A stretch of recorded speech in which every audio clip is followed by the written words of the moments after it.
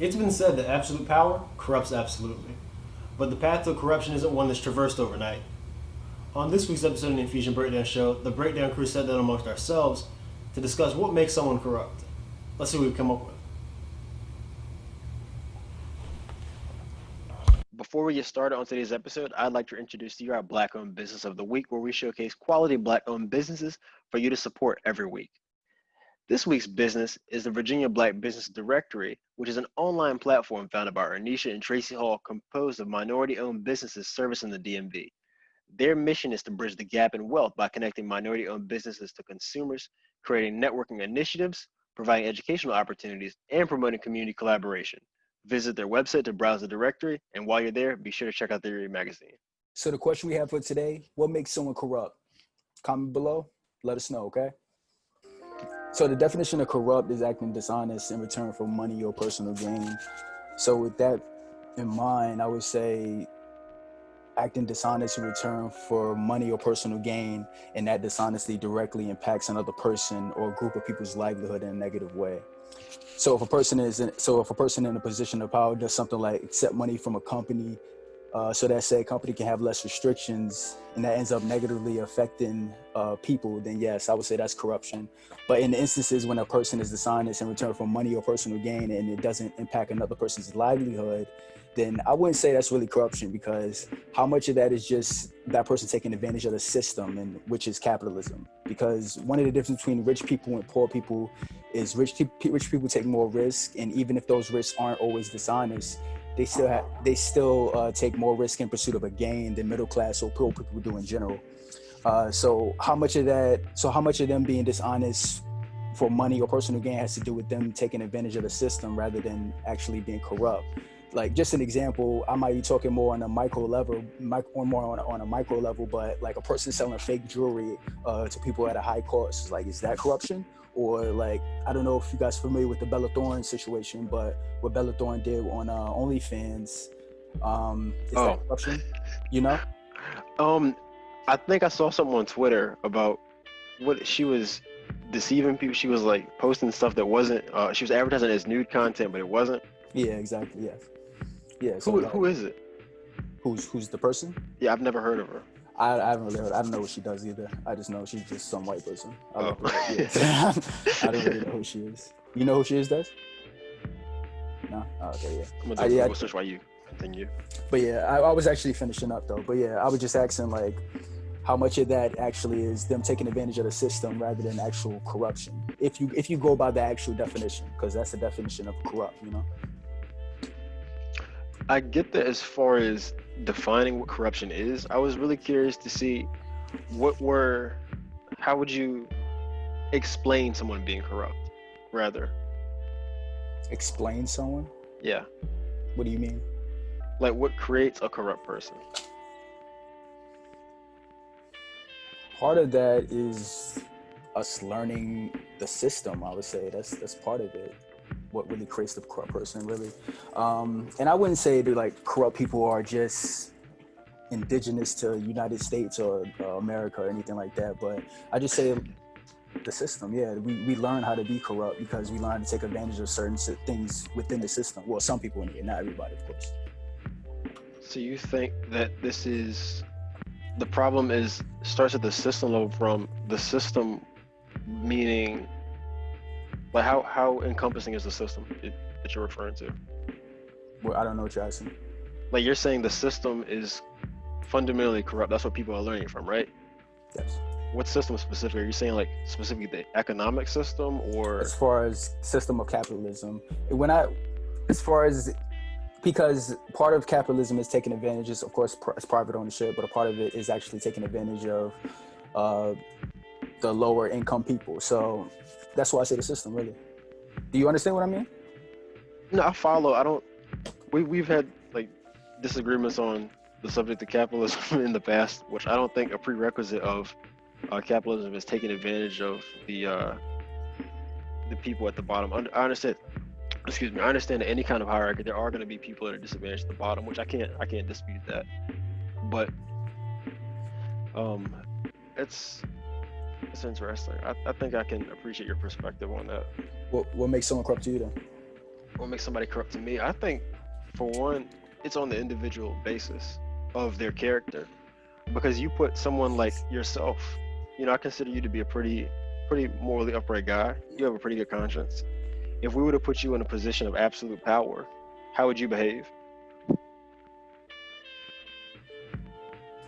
Like Josh, you're the king of Wakanda right now. No, You gonna be taking bribes and? No, I wouldn't be taking bribes. No. Why? It's just who I am. But at the same time, can I really say that and I haven't been in that situation too? Because I could act completely different once I have it. You're absolutely right. But I still think that we've seen people in that position before. Like on the episode we talked about leadership and I brought up Marcus Aurelius.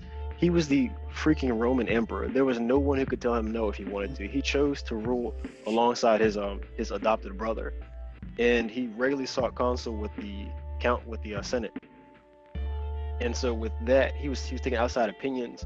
He was prided as a public servant of the people. So even in a position like that, his moral conscience, I think a large part of this is having a system of checks and balances. With Marcus Aurelius, his systems of check and balance was his moral conscience and what he stood for. He stood for good and what was right. And so that's just the same with us. And like, I think we don't always have to have, you can have a leader, absolutely, a solitary leader, and them not be corrupt. I really do think so. But it just depends on how open they are to outside influence and listening to the perspectives of others and their primary objectives. So I think a really self-evident example of this would be parenting. And you could just see how much influence or impact one parent's parenting style has on the child if they're the only one present, as opposed to if there are two parents. Because the idea of parenting, so you have two people and all of us are flawed in some way, a multitude of ways. And so you have those two people who are flawed and they average each other out. So through the child being raised by both of them, they're learning things and they see things that, okay, this doesn't work from dad. This does work from mom, and they're able to adopt both of those strategies. So they're less likely to be skewed in one direction or the other.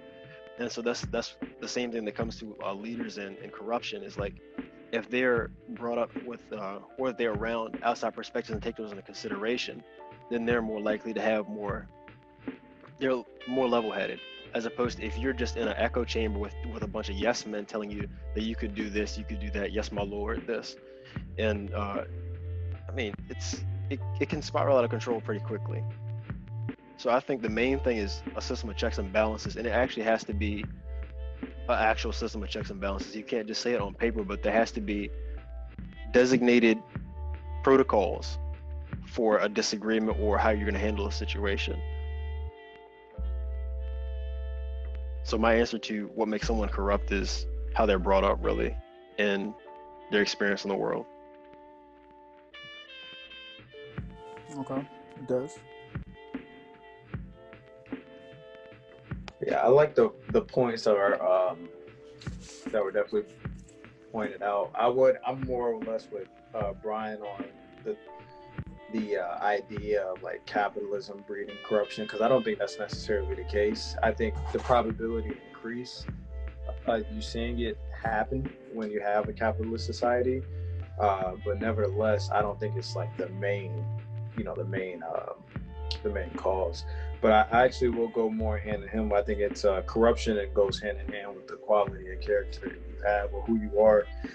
Just because while you guys were talking, I just did some basic Googling. And I mean, when you actually Google corruption, aside from, the definition itself, it's, synonymous with deception, misconduct, villainy, extortion, sleaze. Like when you think about this is like your common, well, I'm not gonna say your common criminal, but this is your blue collar criminal almost, to where they understand the game in and out, and their whole purpose of understanding the game in and out was to create or for them to essentially get the maximum amount of, what they perceive as good, or, maximum amount of quality of life.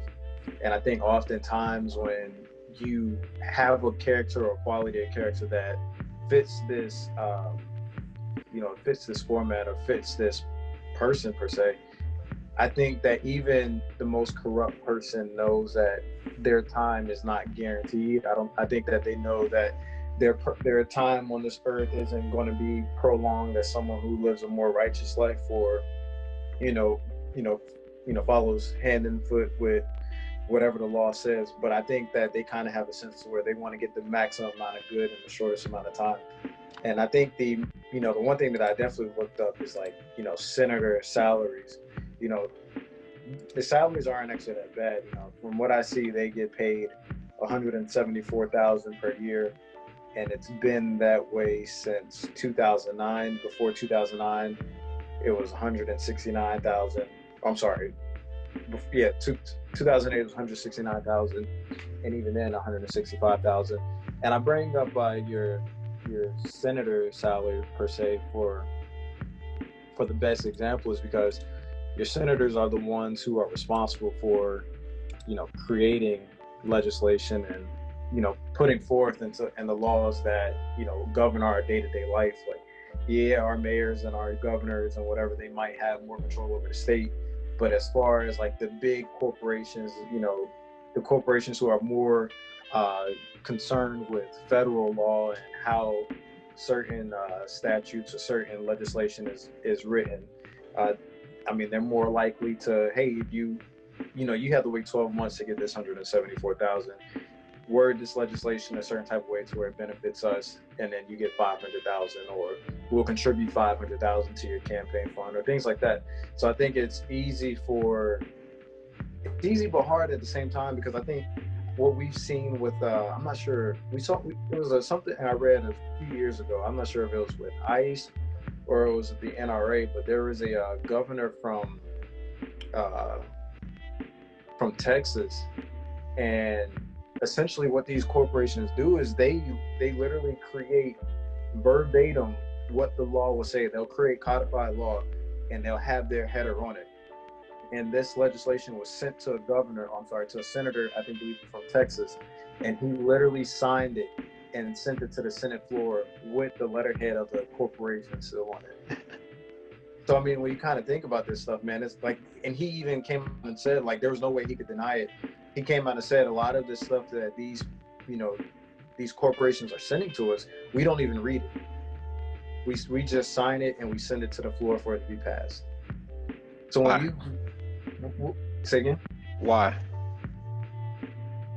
You're saying that he said that they don't even read it. Yeah, he's saying that when a senator receives legislation from a already written, because obviously your NRAs and your ICEs, they already have lawyers on payroll to essentially write this law. And for the most part, the majority of your senators, they have a pretty substantial education. They're literally just writing this law, sending it to the senator's desk, and just requesting his signature. But they don't think it's a bad idea to just sign things? Well, of course they think it's a bad idea. Like, he was willfully admitting, there's no way I can cover up for this, because you have to think, the word has always been that, your senators, your politicians, they're corrupt. They're in these big corporations' pocket. But we never really give substantial evidence. It's just like, it's something you think, or something you see in TV shows, or, it's conspiracy. Exactly. But then for it to actually be that way, it was like, well, I can't even come up with a lie. Like, at this point, it's on my hands. I did it. But that's, thinking about it, man, it's pretty fucked up. Really? Like, it's pretty fucked up. But then at the same time, like, I get it, because you can also sit here and I'm pretty sure senators have limited ability, or I guess you can say, to play the stock market per se, because they would have like insider knowledge, because we already know how much legislation sways the currency exchanges and the stock markets. So I feel like, I'm not too sure, I don't say it with 100% certainty, but I feel like one thing that could breed greed and corruption itself is limitations placed on government officials, prohibiting them from being involved in certain IPOs, or certain maybe certain stock markets at a certain given time, like, because the whole insider knowledge thing, to where it's like I'm pretty sure it's a federal offense to receive insider knowledge and to play the market before it actually goes the way it's going to go. Like to That's have a been to be like a senator on the panel assisting with the legislation before it passes, and you already got, you know, $500,000-$600,000 lined up to buy X amount in a certain stock, and then as soon as it hits the market, it skyrockets, and now, you know, you don't triple your salary or something like that. Like I could think that could be a reason why, like they potentially miss out on, you know, capital gains and things like that, to where they feel like, you know, yeah, I'm making good money, yeah, I'm making, you know, maybe upper middle class, middle class, lower upper class money, but at the same time, like I could be making more. So I think it's always that I could, like, what more could you do? That first initial thought that breeds that greed. And what you were saying is, I mean, we haven't done it obviously, but what you were suggesting about letting them do that in a legal way, like give them a different window where they could partake in the market and pick up shares, because like what you were saying, if you don't let them do it, they're just going to get people that they know, they're going to disseminate the knowledge out to other people, which is going to bring more people into the corruption network. And that's similar to like every few months it seems like we hear about a new insider trading scandal. Like the most recent one was with Kodak. Yeah, that was crazy, man. My mom was like, "Why did you tell me about Kodak?" I was like, I mean, it was literally $3 for how long? Yeah, it was crazy, just their upward trajectory. I think it was like you said, $3, and then I think that Monday it spiked to like $9, and then Tuesday I went to bed, it was at $15, and the next day I looked at it, it was like $60. Yeah, I think though I had looked at it around that time, like maybe 2 or 3 days after, and I saw it at 26, and then I just stopped watching it. Because I mean, even then, like you can still get in on that 26 and double your profit, but I mean, at the same time, Nah, it's not like, with you got to Kodak. put more. Yeah, you got to put more, and then like you said, it's Kodak. Like, what exactly are you investing in? Yeah, they spiked so quickly, and then they dropped down. So it was like they went up to 60. I got into it a little bit when they were around like the 20s, and I think they went up to like 40 something, but they never reached that second high anymore. And then ever since then, it's been like a downward trajectory. I've sold my shares a long time ago now, but they just went straight down. And it's like, when you really think about it, this was really so from the investor knowledge that I had been researching, like guys on Earn Your Leisure and reading articles, this is a textbook case of like pump and dump, to where you put your money into it and you get out before it crashes. Because like thinking back, like it's really obvious that was going to happen, because Kodak, they were looking to expand to the pharmaceutical company, and they're a camera company, pharmaceutical industry. So they had no experience in doing that. And so what makes you think they're going to be successful? Then also from a leadership perspective, they don't exactly have the best track record as far as leadership goes. But that's an interesting question with insider trading knowledge, because how would you react, or how would you have conducted yourself differently if you knew you had the inside knowledge around Kodak? Man, it's so hard. Like, I'm not gonna lie, it's so hard because, you know, these people that are in these Senate positions, like, yeah, sometimes they might say some dumb stuff, or they might do things that make you scratch your eyebrow or whatever. But like, these are like, they're high IQ people, so without a doubt they have somebody doing number crunching, or they know how to do the number crunching. And to have something come across their desk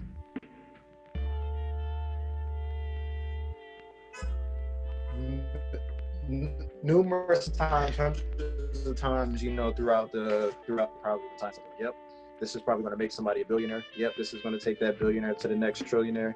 Like, you can't help but think about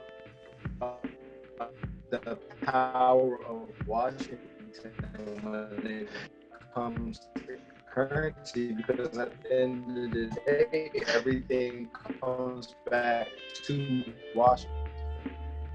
Like, these numbers have to get reported. It's not going to Washington. It's going to two main places. Right.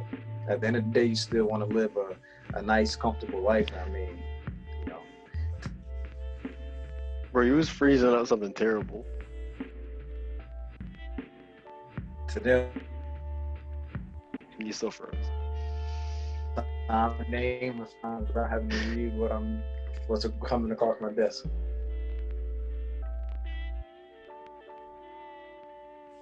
You freezing, Des.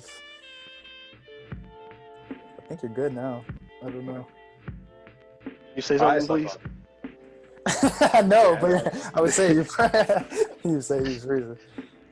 'Cause I was trying to keep him as much as I could, but it was pretty choppy. But what were you saying leading up to the part where you said it's something that comes across your desk?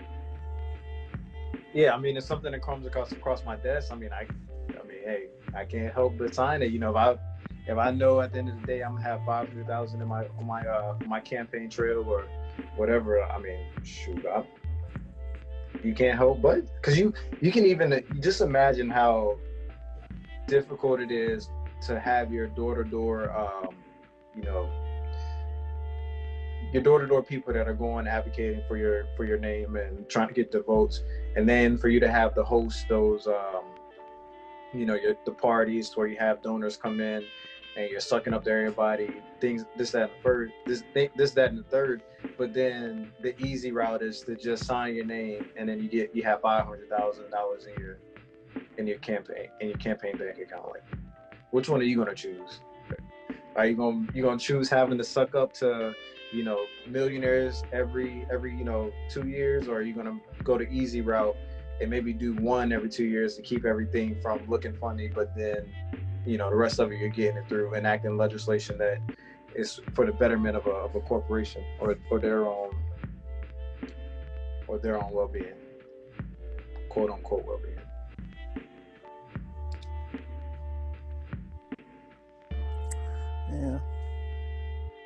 Yeah, I hear what you guys are saying. So you're saying, I think you guys are, of course, talking about it more on a macro level, but it doesn't really say. It seems like they're learning more from other people rather than. I understand that it's how they are, like, individually and everything like that, but it seems like they're learning more from their colleagues on how to commit insider trading or so forth, instead of like learning from their parents. You know what I mean? Well, as far as the actual techniques, perhaps, yes, that you do have a point for that, because the parents aren't telling them this is how you do insider trading.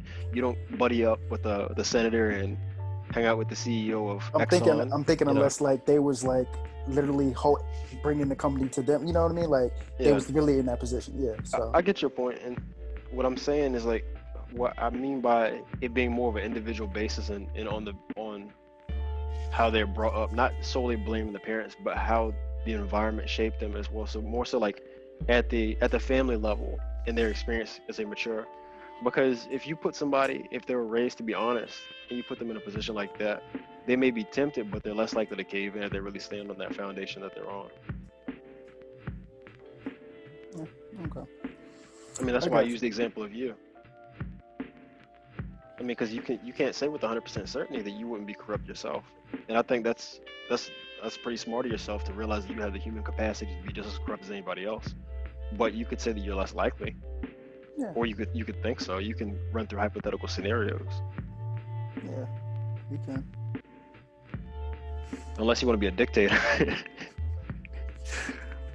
So I have a question that I'd like to transition to this related to the topic. So if we discussed what causes corruption, the definition of corruption, so how does one overcome corruption?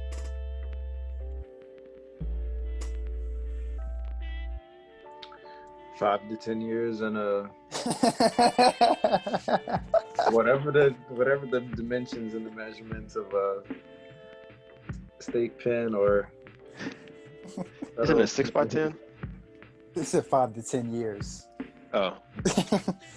5 to 10 and a 6x10. Oh, in a 6x10. Yeah, I think the dimensions are 6x10. You think that's the only way to reform someone of corruption? Well, I mean, what's the purpose of prison? True. I mean, hey. How are you going to reform before you even get to prison? Like, it's not like you're going to stop yourself, because if you're getting away with it, you're just going to keep doing it. The only way you're going to stop is if you get arrested. But then you have to assume that the prisons are designed to reform people, and there's also, I forget which philosopher or which author it was, but they said you can't derive an ought from an is. You can't tell what something should be used for based off how it is used. Well, I'm not saying what it should be used for. I'm saying what it was supposed to be used for, and what it has ultimately become, which is the is. But I mean, like I said, I think I honestly think it's just a testament to character, man. I think life-changing events ultimately lead to the change of character. I don't think it's something that that just happens. Because I mean, think about how many times we've seen, whether it be your fiction or nonfiction movies, where it's like, you know, your drug dealer or whatever, they have their kid, or you know, they have that life-changing experience, and they want to get out the game, but you can't get out the game because there's always players in that game wanting something from you, or you know, threatening you know, your well-being, even though you're trying to, you know, stay acres away from it. Like, I think there's always going to be something that pulls you back to it, because people understand that that's your innate nature. That's what you were just naturally gifted at. And for you to no longer be gifted at it means that at, you know, 40, 50, 60, 70 years old, you have to become good at something else. And you can't ever teach an old dog new tricks. So I think it's really hard to reform somebody. You said you can't ever teach an old dog new tricks? Well, the saying is, and you can't teach an old dog new tricks, so. Yeah. Do you believe that? To be honest, I've never had an old dog to. But like I said, though, like, I'd say that just based off of like how people view that player that is no longer trying to, you know, be corrupt per se. Mm-hmm. Like, without a doubt, I think if people go through the right amount of stuff, they can change. I think change always comes from within. It's never something that's external. I think something has to click in order for that change to snowball, and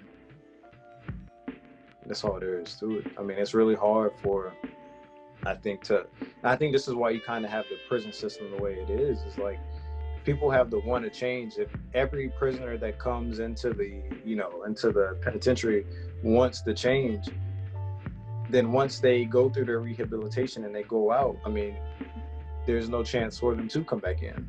But they realize once they get back out on the street, and now I'm supposed to have gone through rehabilitation, but now I can't get certain jobs that are sufficient for an ever-growing capitalist economy, to where the minimum wage is staying the same, but the cost of living is continuously rising every year. I mean, then you kind of got to think, well, do I go back to what was allowing me to make ends meet and then some, or do I continue to struggle within a society that no longer really acknowledges me as the rehabilitated version of myself? Like, it, you know, certain things within, and this is where it could strengthen Josh's, you know, argument, is like certain things within the capitalist society just doesn't, you know, bode well with people who are rehabilitated back into the world. Like, you know, there's no, I mean, I'm pretty sure, I can't speak from, you know, my own knowledge, but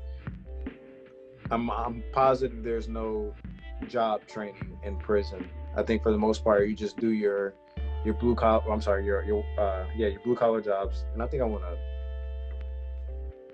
rephrase what I said earlier. I think I said blue collar criminals, I meant white collar, but for this one, your blue collar jobs where you have your you know, your landscaping, your I mean, shit, that's really manual labor. Yeah, manual labor, we'll put it that way.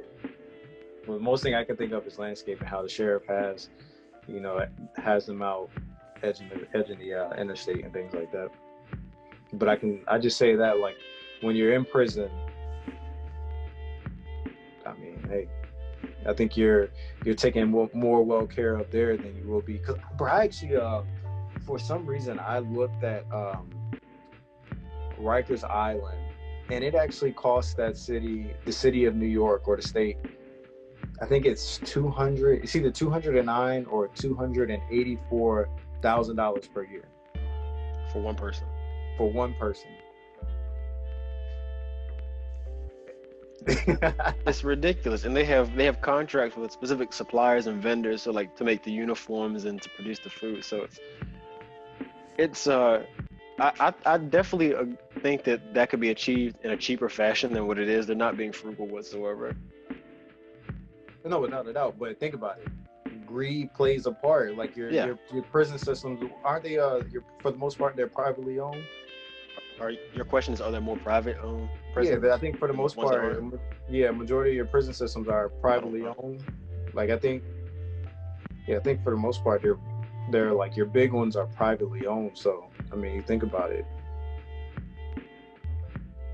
When you need that lobbyist. I think it's wild that someone can privately own a prison. But I think that's what I just looked up. It says that 8.4% of the overall prison population is in a privately owned prison. Well, I mean, because I think you have your counties and your state prison, or I'm sorry, your city and your city prisons, like Norfolk. Obviously, you're gonna have way more of those, but I'm talking about like the big ones, like where all the big money goes to, like your Rikers Island, and then your state penitentiaries that are like in the middle of a cornfield, but then it has like 12-foot walls or 12-foot fences with barbed wire on them. I'm talking about those, because if you're driving through Norfolk and you see the jail, like my first instinct isn't jail. Like every time I see that building, I don't think jail. But when you're driving in the country and you go right over the North Carolina border and you see that big prison complex that has the 10 to 12 foot gate with the barbed wire, like that's prison. I want to throw a caveat to that statistic that I have too. So 8.4 was just the first thing that came up when I just did a quick search for it. So I would say it's a ballpark estimate. It's not something that I can say with any definitive concrete reasoning that is 8.4%. But I don't think the majority are privately owned. I would have to do some more looking into that. No, I don't think. I'll say that as well. I don't think the majority is privately owned either. But I was just saying, like your big prisons, like the ones that people know by name, I think those are privately owned. Josh, what do you think is the answer to corruption? Overcoming it? Do you think that it's 5 to 10 and a 6 by 10 as well?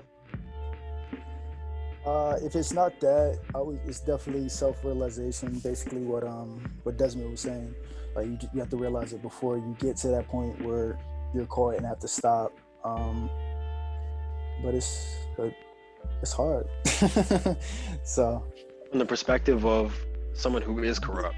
Yeah, from perspective of somebody who is corrupt, like to stop doing that because it's working so well for them. Like basically what Desmond said, like you can't teach your old dog new tricks, like until you get to a certain age where you can learn something else. But that's what they're good at. And until like, if prison doesn't stop you, then I think you're a golden example though, Brian, because I know you're probably gonna. It's when Josh said it again about teaching the old dogs new tricks. I won't say nothing. I promise. But what I was going to say was, I think if you were going to rebuttal against that, I think your best example would be, what's his name, like Jordan Belfort or something like that, the Wolf of Wall Street. Mm-hmm. Like I think that would be your best example, but like, well, he did. Well, I'm just saying like reformation and rehabilitation. Oh, because he showed a will. I think he had a willingness to change, even like the amount of stuff that he did and the fact that he didn't get life in prison. Like I think that's stuff that the courts take into consideration when they see the change happening before the person goes into prison. And they would sometimes, I'm not going to say, that would be the white privilege of it. But at the same time, I think that seeing a wealthy white man being sorry for his actions before he goes to prison, I think that plays a part. I don't know him, but what if he was just playing the role? What if he wasn't just playing the role of being sorry? Yeah. Then it worked. Then it worked. There's another good example is like there's a high profile computer hacker from back in it was a while ago. I think he was arrested in 1995. It was a really high profile arrest. His name is Kevin Mitnick. And so you have guys like that who, after they do their prison sentence, they're so good at what they do that the government works with them, and then they turn their lives around and start to they reverse hack essentially. So they help corporations bulletproof the security systems to make sure that they aren't taking advantage of our data isn't compromised. So that's another great example. Like there's lots of people who fall under that category. I'm not gonna say like it's like you just encounter somebody in the street who does it's like, oh yeah, I'm a reverse hacker, but there are several instances of that, of higher profile individuals. And then Josh, to give some credence or to also support what you were saying about not teaching an old dog new tricks is, so I was watching this movie yesterday with my mom. It was called After the Sunset, and I'm not good with actors' names or anything like that, but it was about a jewel thief and his fiance or girlfriend, and they had retired to like this island, and so they were on there for a vacation, and the agent, he was tracking them. He wasn't even supposed to be on the case, and so he said he knows what they was up to, and he handed them a pamphlet. He says, "You're here to steal this diamond." They didn't even know about the diamond until he handed them the pamphlet, because they were doing a tour. It was going to be on a boat that was passing through. And so once he saw the pamphlet with the diamond on it, it was like he had to steal it. And his girl, she wanted to transition out of that lifestyle. She didn't want to do it anymore. But he couldn't resist the urge to steal the diamond. So I do understand there is an element of greed and not knowing when to get out. Because at that point, if he had just let it go, like, this is a fictional character, but if he had just let it go, they had no evidence on him for anything else previously. So he would have been fine. And then he ended up getting away with it in the end too, because the agent ended up spoiling his plans and stealing the diamond himself. But the point is that, Spoiler alert. Yeah, it's still a good movie. Like, it's still watch it if you just have some spare time and nothing else to do. After the Sunset. No, okay. But yeah, like, a lot of people don't know when to, like they say, sometimes you gotta know when to hold them and when to fold them, and some people don't know when to leave the game. When to hold them. You got anything else you guys want to add? Got anything, Brian? What's the most prolific scandal that you can think of, and why is it the most prolific in your mind? Is it the Bill Clinton, Monica Lewinsky scandal?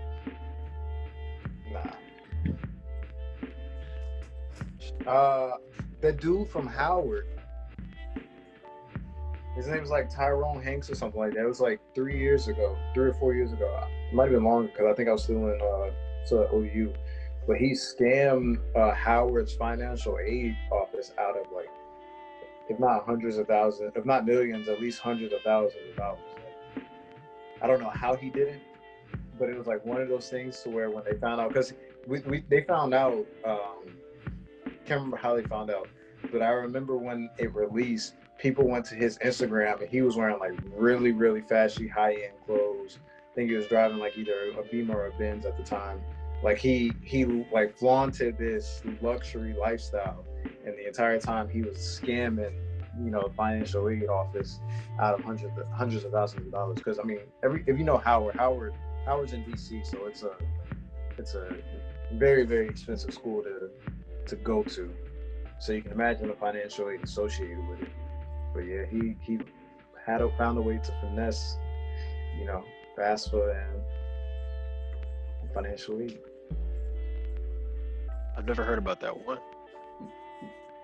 What comes to your mind, Josh? I don't know. I don't really know about many scandals as far as like what you guys are talking about. Yeah, I don't, because even the Bill Clinton and Monica Lewinsky thing, I was young when that happened, so I didn't really know about that. I was being facetious. but yeah, I don't really know any scandals. What, you have any? What's yours? No, that's why I was asking you guys, because I had never really considered this. Is just like an off the cuff type of question. If I had to come up with one,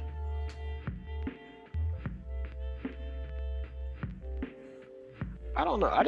Wasn't it that one with the lady did something with her child to get her in college? It was like free or something. Yeah, admissions. Recently, the actress. Yeah, I forgot her name. Yeah, I don't know. I guess that was really the most recent one that I really knew about. Yeah, I don't really read about many scandals. Felicity Huffman sentenced to 14 days in prison. 14 days? Yep. Damn. So she has some time to make up for her 5 to 10. Damn. Interesting. But yeah. I don't. Yeah, that's why I was like, I don't really know many scandals though. But yeah, is anything else you guys want to add? Yeah, I looked it up. His name is Tyrone Hankerson. Hankerson. And Yeah, I remember that one. he stole $429,000 in financial aid at Howard. $429,000. Over how long? Like a semester? That's a little different from him stealing it over the course of like 4 years. Yeah, I mean, it could have been over the course. I mean, but think about it, 100,000 every year. Yeah, it's still a lot. Don't get me wrong, but I'm saying it's much different than if you did it all in one semester.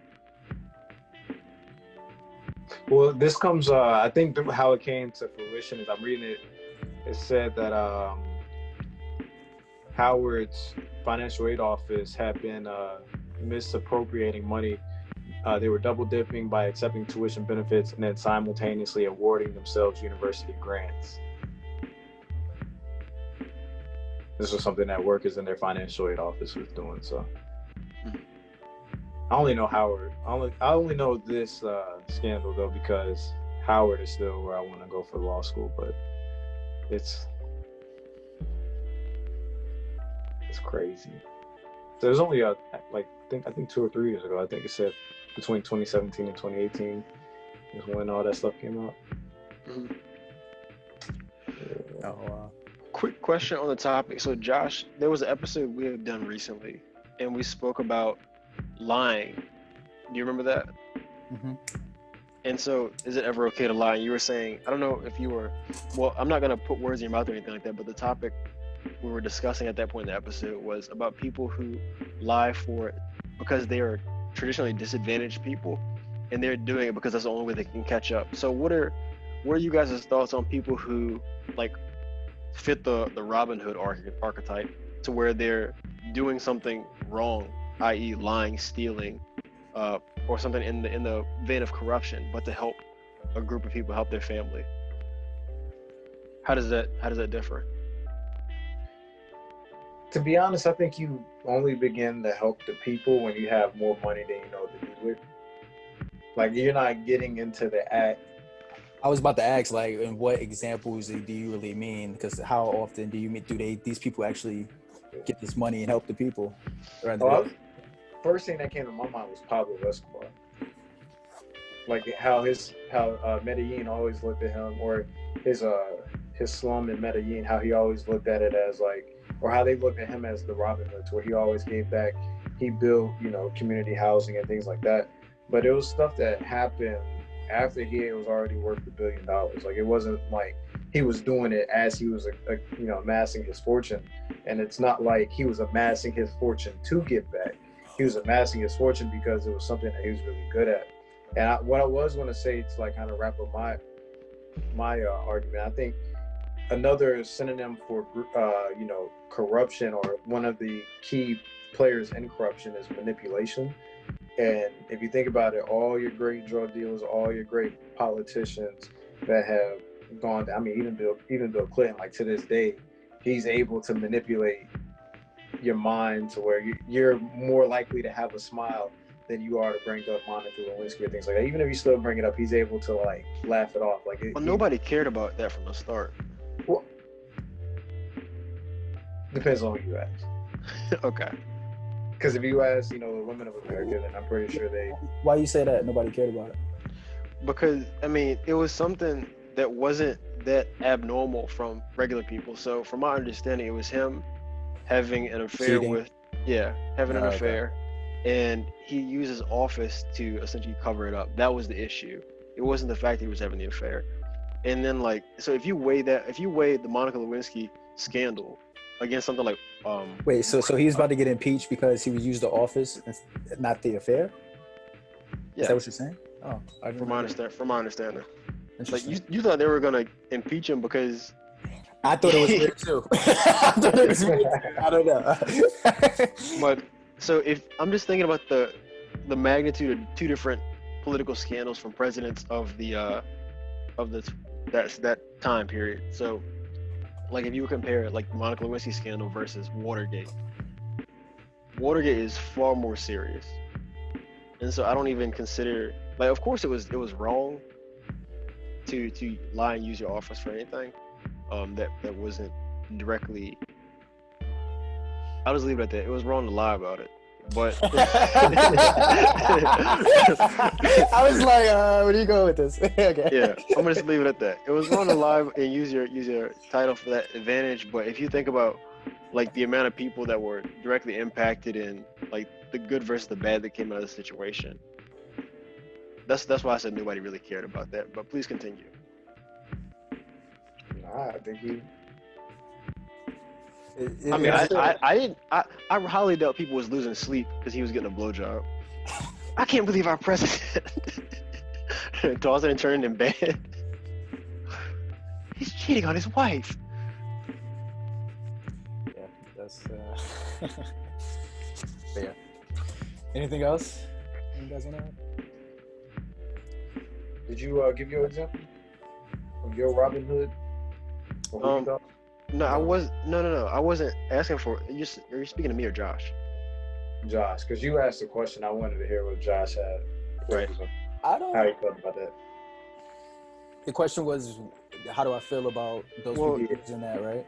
You had spoke about people lying because they're traditionally disadvantaged, and in order for them to catch up, that's the only way feasibly. That's what you said, that they could close the gap. So what are your thoughts on people doing that? And I think in the episode I was more saying that it's in regular like peer-to-peer situations, it's no point in lying. Like there's really no benefit in lying, so you shouldn't lie in those situations. As far as like I was on a more of a macro level, I was talking about it's okay to lie in the instance that the system kind of allows it, or the system, I can't think of the verbiage I want to use, but the system kind of allows it in a way that you can lie, you know what I mean?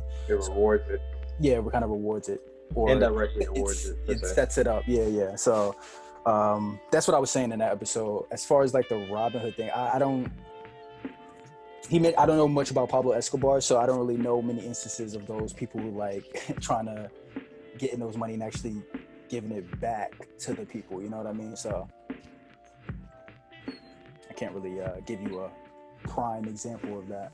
okay, I mean that's sufficient. I wasn't asking for like an example. I was just curious of how did that affect your view of that individual's morality? Because fundamentally they're doing something that is across the board most people agree was wrong.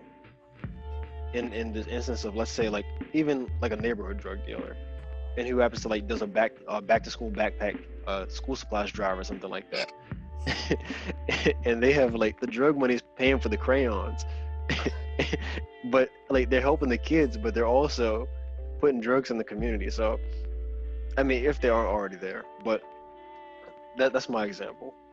I'm saying, like, so how do you think about that? Because they're doing good for the children. They're doing good in the community, but they're also doing something that's a detriment to the community. Yeah. If anything, I feel that kind of goes with, are they being dishonest? Did you say they were being dishonest? I did not say that, but corruption, dishonesty, there were multiple parts to corruption. Dishonesty is not always one of them. Is he manipulating somebody? Is he manipulating somebody?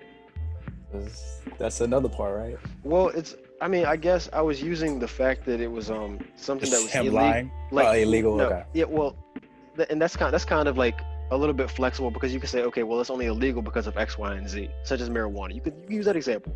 I'm not a fool, but you could also, like with you saying that, I was primarily using that as a basis of working off, because we can say that drugs, like let's say if you want to think of some of the harder drugs, they do more damage in the community. There's actually a negative effect. I think that's something to where the definition that you gave said something about. Could you read it off once more? Say it again? Your definition of corruption. I think there was a part of the definition hurting. No, it's just the act of dishonesty in return of money or for money or personal gain.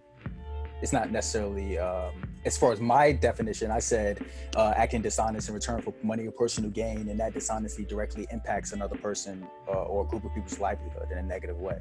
That's what I said. Yes. Okay. Thank you. Okay. Yeah. So yeah, affecting somebody's livelihood in a negative way. Yeah. Okay, so I'm sorry, I didn't miss the question. So I'm saying, like, how does that weigh? Because you're thinking about they're doing good and bad. So how do you reconcile those two contrasting ideas? Okay, if you're talking about like hardcore drugs, 'cause that's the example you use, right?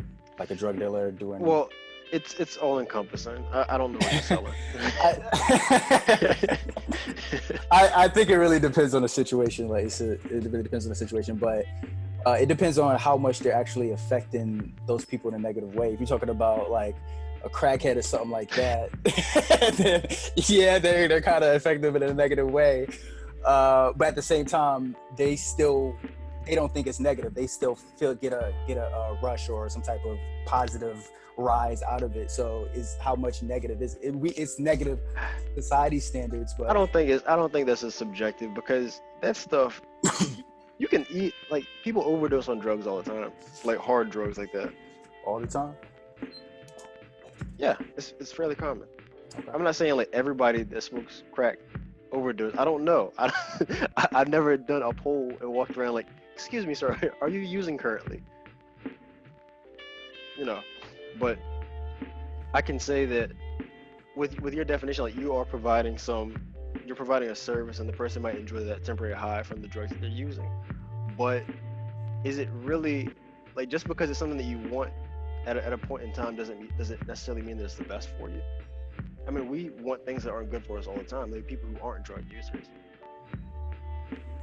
That is true, but what if you don't know their situation? What if they're stressed in their situation? What if they need the drugs?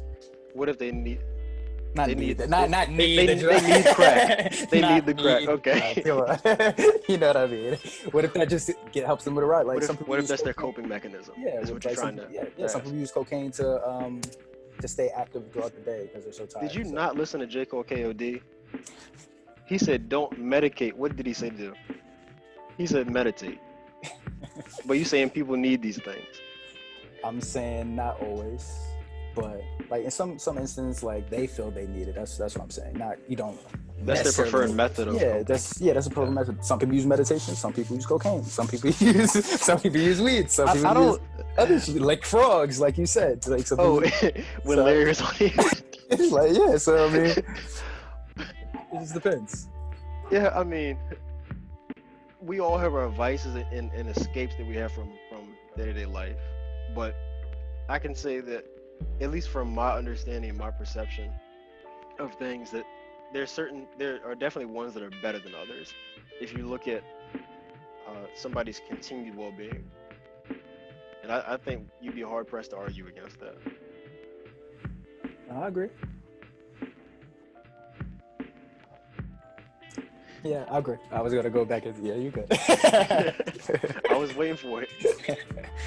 All right. Anything else you got, Des?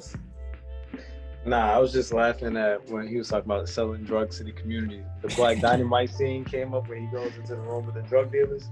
He's like, "I'm declaring war on anyone who sells drugs in the community."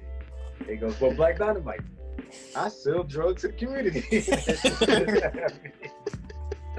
I don't know why that popped up in my head, man. All right. You got a album of the week? Yeah, Detroit 2 by Big Sean. Yes, sir. No hesitation this week, y'all. It's worth it. Go ahead. Okay. How you like it? A lot? Oh, of course. I wouldn't say a lot because it's a 22 song album, so I haven't listened to it in depth song by song. But I the ones that I have listened to continuously, like they paint a positive picture, or I'm sorry, they paint a really good picture for me. But I don't want to give it 10 out of 10 when I've maybe only listened to 12 or 13 songs fluidly. I want to get the full 22 because anybody that puts out a 22 song project, man, they're really betting on themselves, and it's a gamble, but nevertheless, more power to you. Okay. But Black Dynamite, I sell drugs to the community. If you guys like the discussion, don't forget to hit the like button. We're gonna see you guys next week. Peace. That's the other way. Oh, hey, I didn't even see you there. But while you're here, be sure to check out other great content from the Breakdown crew, including previous episodes of the podcast, Joshua vs. Movies, Joshua vs. Music, and of course, haven't forgotten about my plant lovers, Feel the Love. Just check out this begonia.